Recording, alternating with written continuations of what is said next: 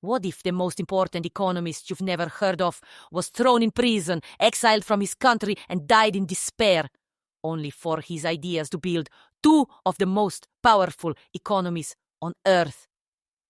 Friedrich List was born in 1789, the same year as the French Revolution, in the small Swabian town of Reutlingen.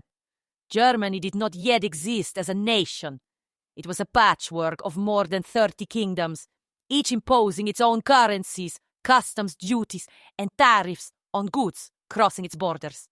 A merchant shipping cloth from Bavaria to Prussia might pass through half a dozen toll barriers. The system was strangling German commerce. List was self-educated, brilliant, and driven by injustice. He became the youngest economics professor at the University of Tübingen, won election to the Württemberg parliament, and immediately began demanding that Germany abolish its internal trade barriers. The authorities put him on trial, convicted him, and sent him to prison.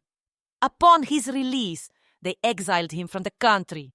He sailed to America, and what he found transformed his thinking. The United States was using protective tariffs to shield infant industries from cheap British imports. List developed his central thesis.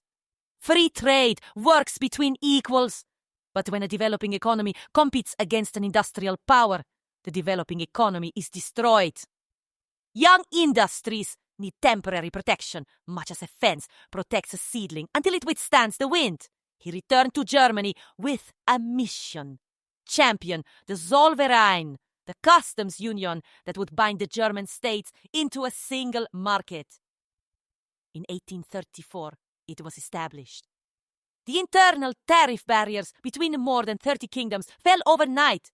Goods flowed freely across borders that had strangled commerce for centuries. Railways connected the cities. German industry expanded rapidly.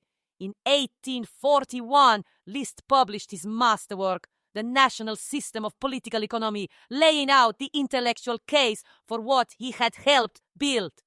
The economic unification of Germany made its political unification in 1871 all but inevitable. His book became the playbook for developing nations over the next 2 centuries. Japan's Meiji government studied it when industrializing in the 1870s. South Korea, China, and dozens of other nations applied his infant industry argument. List himself saw none of this. He was financially ruined, politically marginalized, and consumed by depression. His letters went unanswered. His appeals for a government position were ignored. In November 1846, in the Austrian Alpine town of Kufstein, Friedrich List took his own life at 57. He never witnessed the unification of Germany. He never saw Japan's transformation. He never knew that the debate he ignited between free trade and industrial protection would remain the most consequential argument in economics, still unresolved to this day.